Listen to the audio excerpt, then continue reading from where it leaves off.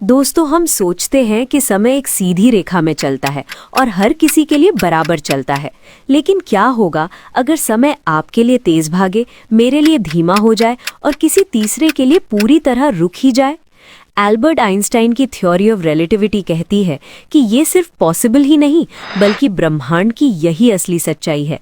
समय और space absolute नहीं है, बल्कि ये ऑब्जर्वर के हिसाब से बेंड, स्ट्रेच और टूट जाते हैं। एल्बर्ट आइंस्टाइन की रिलेटिविटी थ्योरी कहती है कि इस ब्रह्मांड की रियलिटी उतनी सिंपल नहीं है जितनी हमें लगती है। दोस्तों, आज की इस वीडियो में मैं रिलेटिविटी के सबसे पागल कर देने वाले पैराडॉक्सेस के बारे में जिक्र करूंगी। और ये पैराडॉक्स सिर्फ सोचने का खेल नहीं है, बल्कि ये हमारी एग्जिस्टेंस की जड़ों को हिला देते हैं।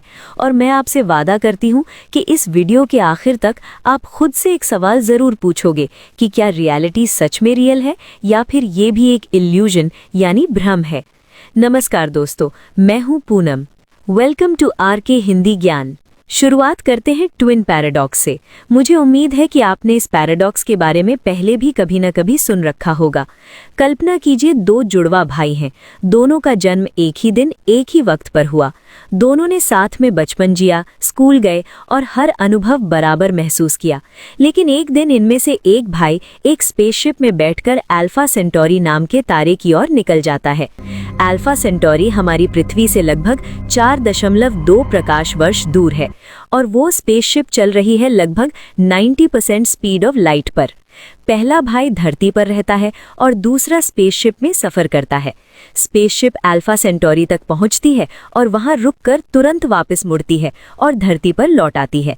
जब तक स्पेसशिप में बैठकर दूसरा भाई अल्फा सेंटोरी की यात्रा कर धरती पर आता है, तब तक पृथ्वी पर मौजूद पहले भाई के लिए 9.5 साल बीत चुके होते हैं।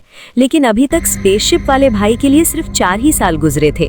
दोनों जुड़वा भाई फिर से मिलते हैं, लेकिन इस बार जो भाई धरती पर रहा वो लगभग 5.5 साल ज्यादा बूढ़ा हो चुका है। यानी दूसरा भाई अब अपने ही जुड़वा भाई से छोटा हो चुका है। दोस्तों, अब आप सोच रहे होंगे कि मोशन तो रिलेटिव होता है, तो सिमेट्री क्यों नहीं टूटी? स्पेसशिप वाला भाई क्यों नहीं कह सकता कि धरती ही 90% स्पीड ऑफ लाइट पर भाग रही थी? उदाहरण के लिए, मान लो आप एक बस में बैठकर यात्रा कर रहे हो जो 60 किलोमीटर प्रति घंटे की रफ्तार से चल रही है और आपका दोस्त नीचे खड़ा है जो आपको बस में यात्रा करते हुए देख रहा है। अब चूंकि आपकी बस 60 किलोमीटर प्रति घंटे की रफ्तार से आगे बढ़ रही है, तो ऐसे में जमीन पर खड़ा आपका दोस्त आपको 60 किलोमीटर प्रति घंटे की रफ्तार से ही पीछे छूटता हुआ दिखाई देगा।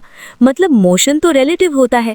जमीन पर खड़े आपके दोस्त के रिस्पेक्ट में आप 60 किलोमीटर प्रति घंटे की रफ्तार से आगे बढ़ रहे हो, वहीं आपके रिस्पेक्ट में आपका दोस्त 60 किलोमीटर प्रति घंटे की रफ्तार से पीछे छूट रहा है। तो ठीक इसी तरह से स्पेसशिप में बैठा दूसरा भाई भी तो ये बोल सकता है कि खुद धरती ही 90% स्पीड ऑफ लाइट से पीछे जा रही थी।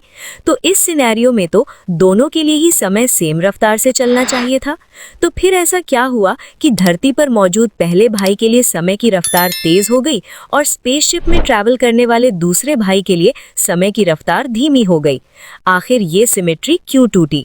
और यही है असली ट्विस्ट। दोस्तों, रिलेटिविटी के हिसाब से सिमेट्री तभी तक है जब तक कोई एक्सेलरेशन ना हो। धरती वाला भाई आराम से अपने फ्रेम ऑफ रेफरेंस में रहा, लेकिन स्पेसशिप वाला भाई कई बार एक्सेलरेटेड हुआ।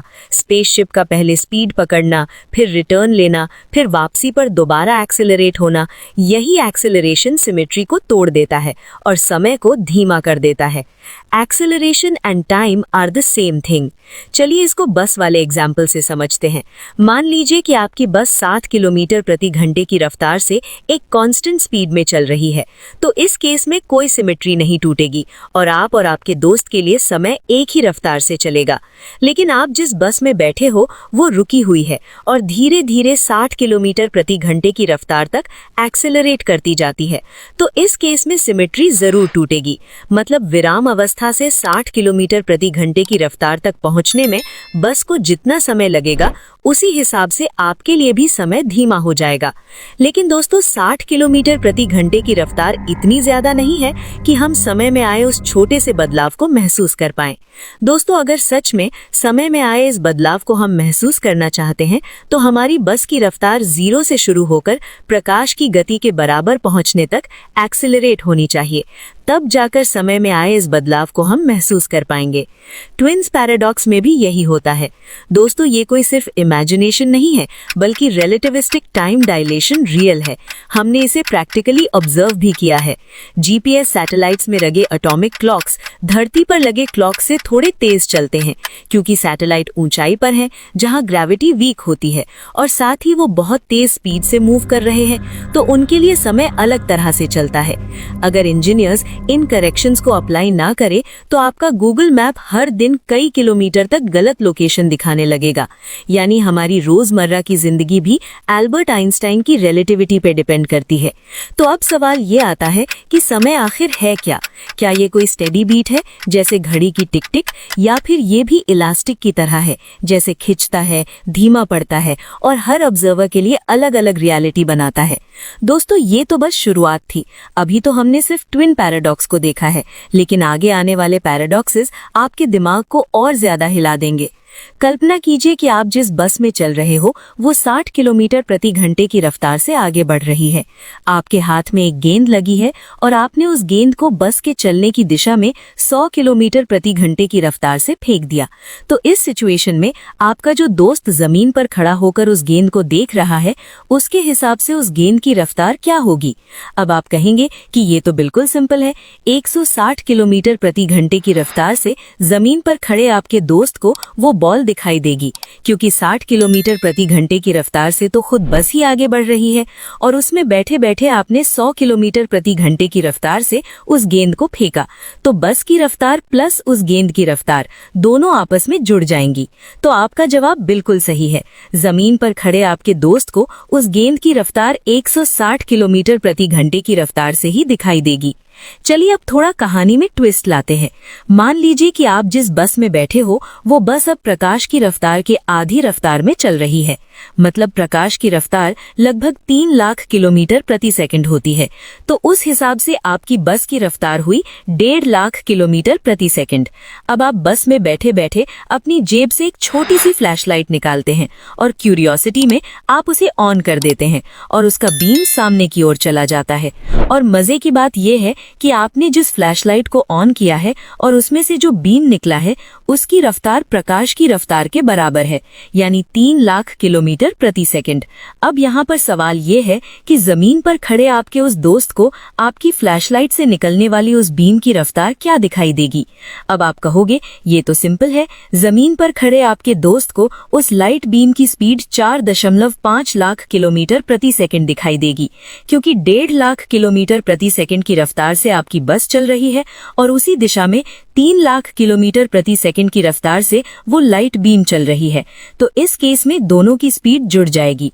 वेल, थ्योरेटिकली ऐसा होना तो चाहिए, लेकिन सच तो ये है कि आपका जवाब पूरी तरह से गलत है और ऐसा होगा नहीं। दोस्तों, इस ब्रह्मांड का एक नियम है कि ब्रह्मांड में प्रकाश की गति से तेज कुछ भी नहीं चल सकता। मतलब चाहे प्रकाश की गति की आधी रफ्तार पर चलने वाली बस में बैठकर आप उस लाइट बीम को देखो या फिर जमीन पर खड़े आपका दोस्त उस लाइट बीम को देखे, दोनों के लिए उस लाइट बीम की स्पीड सेम ही होगी, प्रकाश की रफ्तार के बराबर। दोस्तों, अब आपके दिमाग में एक सवाल आ रहा होगा कि ये सब आखिर पॉसिबल कैसे है? तो इस पजल का जवाब छुपा है एल्बर्ट आइंस्टाइन की थ्योरी ऑफ रिलेटिविटी में। जब भी कोई ऑब्जेक्ट बहुत हाई स्पीड से मूव करता है तो 2 चीजें होती हैं। पहला, टाइम डायलेशन यानी समय धीमा हो जाता है, और दूसरा लेंथ कॉन्ट्रैक्शन यानी दूरियां छोटी हो जाती हैं। अब जरा इसे फ्लैशलाइट वाले एक्सपेरिमेंट से समझिए। जमीन पर खड़े आपके दोस्त को दिखेगा कि आपकी बस के अंदर समय धीमा हो गया है, तो उसके हिसाब से लाइट को उतनी एक्स्ट्रा दूरी कवर करने की जरूरत ही नहीं पड़ेगी। वहीं बस में बैठे आपके पर्सपेक्टिव में बाहर की दूरियां आपको छोटी दिखाई देंगी और आपकी टॉर्च का बीम कम डिस्टेंस ट्रैवल करके भी उतनी ही जल्दी आगे निकल जाएगा। मतलब बस में बैठे आपके लिए बाहर की दूरियां छोटी दिखाई देने लगेंगी और जमीन पर खड़े आपके दोस्त की नजरों में आपकी बस में चलने वाला समय धीमा हो जाएगा। दोनों ऑब्जर्वर्स के लिए इक्वेशंस ऐसे बैलेंस होती हैं कि एंड रिजल्ट हमेशा स्पीड ऑफ लाइट कांस्टेंट ही निकलता है। सोचिए, ये ब्रह्मांड का कितना बड़ा रहस्य है कि स्पेस खुद सिकुड़ जाता है और समय खुद धीमा हो जाता है, सिर्फ इसलिए कि लाइट हमेशा अपना वादा निभाए और कांस्टेंट स्पीड पर चल सके। दोस्तों, जब से ब्रह्मांड के इस रहस्य को एल्बर्ट आइंस्टाइन ने खोजा, तभी से पूरी दुनिया फिजिक्स को एक नए नजरिए से देखने लगी। दोस्तों, लेंथ कॉन्ट्रैक्शन सिर्फ टॉर्च वाले एक्सपेरिमेंट तक सीमित नहीं है। अगला पैराडॉक्स आपके दिमाग को और ज्यादा हिला देगा। कल्पना कीजिए कि एक सुपरसोनिक ट्रेन है जिसकी लंबाई ठीक उतनी ही है जितनी एक टनल की लंबाई है। मतलब उस टनल में अगर ट्रेन को खड़ा कर दिया जाए तो उस ट्रेन और टनल दोनों की ही लंबाई बिल्कुल सेम है। अब यहाँ पर सिनेरियो ये है कि मानकर चलिए कि ये ट्रेन लगभग लाइट की स्पीड के बराबर दौड़ रही है और उस टनल की ओर आ रही है। सिचुएशन ये है कि आप उस ट्रेन के अंदर बैठे हो और आपका दोस्त उस टनल के पास खड़ा है। जब वो ट्रेन टनल से लाइट की स्पीड से गुजरेगी तो दोनों ऑब्जर्वर के लिए एक मजेदार घटना घटेगी। प्लेटफॉर्म पर खड़ा आपका दोस्त देखेगा कि ट्रेन लेंथ कॉन्ट्रैक्शन का शिकार हो चुकी है, यानी अब ट्रेन टनल से छोटी हो गई है। और अगर ट्रेन में बैठे आपके पर्सपेक्टिव से देखा जाए तो आपको दिखाई देगा कि टनल छोटा दिखाई दे रहा है क्योंकि आपके हिसाब से बाहर की दुनिया कॉन्ट्रैक्ट हो रही है। दोस्तों, दोनों ही पर्सपेक्टिव अपने अपने हिसाब से सही है। तो सवाल यह है कि आखिर इनमें से सच कौन सा है? दोस्तों, इस ब्रह्मांड का सबसे बड़ा रहस्य ये है कि दो घटनाएं जो एक ऑब्जर्वर के लिए एक ही समय पर होती हैं तो दूसरे ऑब्जर्वर के लिए अलग समय पर हो सकती हैं। प्लेटफॉर्म वाले ऑब्जर्वर के लिए ट्रेन टनल से छोटी दिखाई देगी, वहीं पैसेंजर के लिए ट्रेन टनल से बड़ी दिखाई देगी। दोस्तों, रियलिटी ऑब्जर्वर डिपेंडेंट बन जाती है, सच यूनिवर्सल नहीं रहता। जरा सोचिए, हम रोजमर्रा की जिंदगी में भी कई बार इसी तरह जीते हैं। एक ही घटना को दो लोग अलग अलग तरह से परसीव करते हैं। किसी के लिए वो जीत है तो किसी के लिए हार, किसी के लिए वो उम्मीद है तो किसी के लिए निराशा। रिलेटिविटी हमें सिखाती है कि शायद सच एब्सोल्यूट नहीं होता, बल्कि हमेशा ऑब्जर्वर पर डिपेंड करता है। अब जरा सोचिए, हम अक्सर अपनी जिंदगी की घटनाओं को एब्सोल्यूट मानते हैं, ये हुआ ये नहीं हुआ। लेकिन अगर ब्रह्मांड के स्तर पर रियलिटी इतनी रिलेटिव है तो क्या हमारी पर्सनल जिंदगी की ट्रूथ भी ऑब्जर्वर के नजरिए से बदलती रहती है? दोस्तों, रिलेटिविटी सिर्फ स्पेस और टाइम की कहानी नहीं है, बल्कि ये हमें हमारी सोच के सबसे गहरे इल्यूजन से जगाती है कि शायद ट्रूथ यूनिवर्सल नहीं है, बल्कि हमेशा पर्सपेक्टिव पर डिपेंड करता है। दोस्तों, अब जरा गहराई से सोचिए, अगर समय खुद बेंड हो सकता है, अगर स्पेस खुद श्रिंक और स्ट्रेच हो सकता है, अगर रियलिटी ऑब्जर्वर डिपेंडेंट होती है, तो फिर सच असल में क्या है? क्या हम उस इल्यूजन में जी रहे हैं जिसे हमारी लिमिटेड परसेप्शन क्रिएट करती है, या फिर रियलिटी खुद एक कैनवस है जिस पर हर ऑब्जर्वर अपनी अपनी पेंटिंग बना रहा है?